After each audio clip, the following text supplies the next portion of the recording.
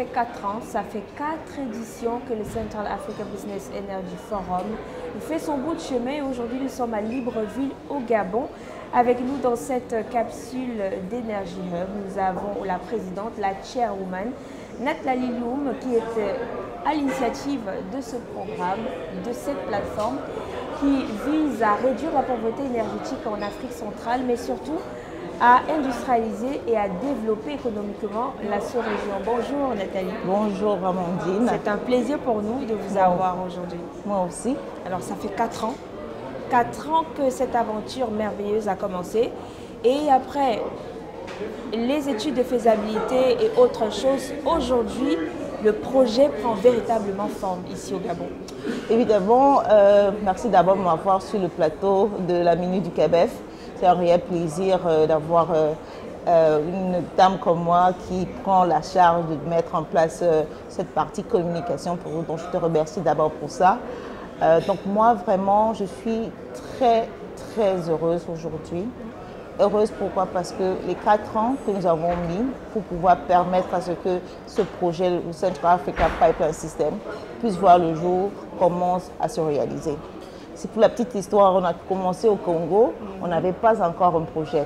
C'était des conversations pour savoir pourquoi on ne pouvait pas, entre pays de la sous-région, dans le secteur de l'industrie du oil and gas, se mettre ensemble. Les conversations se sont faites et on s'est dit qu'il fallait mettre en place un projet intégrateur. On est allé à Douala. À Douala, on a présenté le projet. Ça a été une réussite parce qu'on a mis en place un MOU avec l'APO et on a pu développer déjà pour pouvoir faire en sorte que les études de faisabilité puissent se faire. Nous sommes allés à N'Djamena et là-bas, nous avons parlé financement et comment maturer le projet. Et là maintenant, cette année, nous avons le PREF-SEMA qui a validé les études dans 20 projets sommaires. Je vois que nous sommes dans la bonne lignée et je crois qu'avec tout ce qu'on a entendu aujourd'hui, le projet verra le jour très bientôt.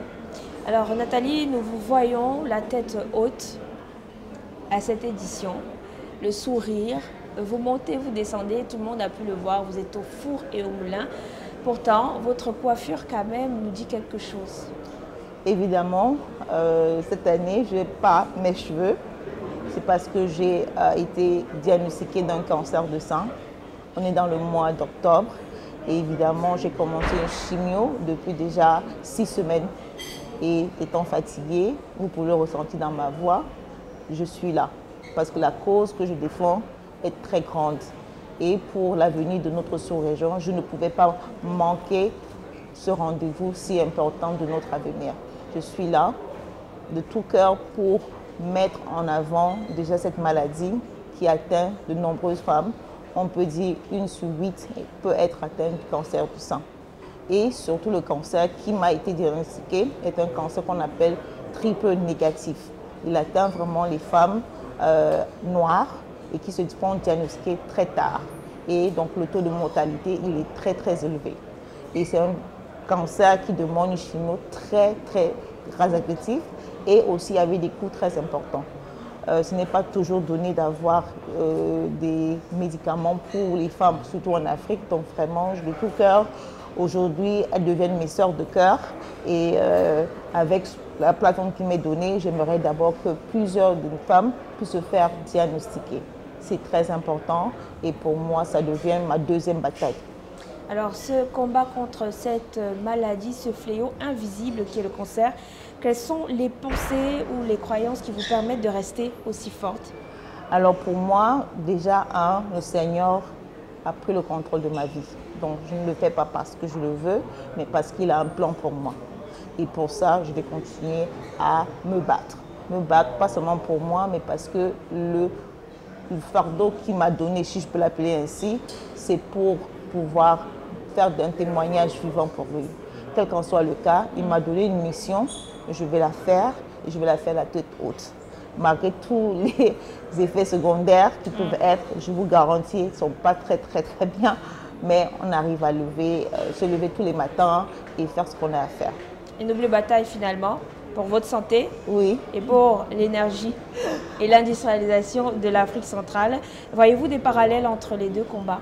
Oui, parce qu'à la fin, nous sommes tous amenés à changer le paradigme de nos vies, que ce soit dans nos vies personnelles et celle de la vie en général avec le monde que nous avons. Moi, par exemple, là, je sais que nous avons besoin d'électricité, c'est pour mettre la lumière dans le monde.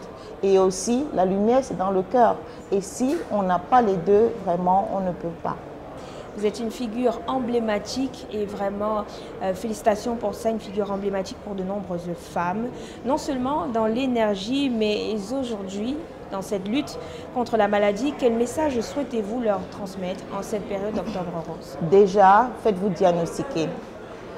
J'ai été diagnostiquée d'un cancer sans avoir même les signes visibles de la maladie. Donc ça, c'est la première des choses. Et ayez le courage d'aller voir un docteur chaque année pour savoir comment vous vous portez. C'est la première des choses.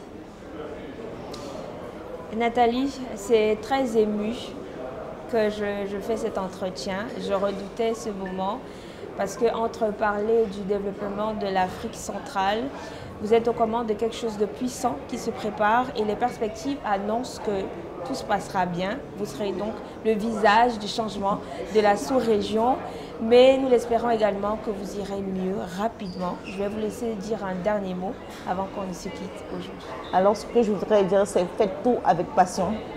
La passion pour notre sous-région, la passion pour nos propres vies, tout se fait avec passion.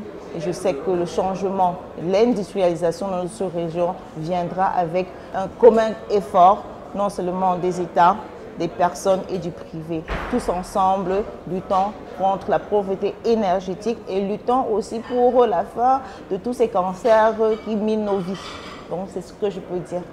Merci à vous d'avoir bien voulu répondre à nos différentes questions et on va dire bonne suite dans ce projet CAPS. À nous revoir l'année prochaine. Bien sûr. Avec une bonne santé et aussi avec un projet déjà mature. Effectivement, merci. Bonne guérison à vous. Merci. Et chères femmes, consultez, faites-vous consulter, faites-vous diagnostiquer à temps afin d'éviter au maximum la maladie. Merci.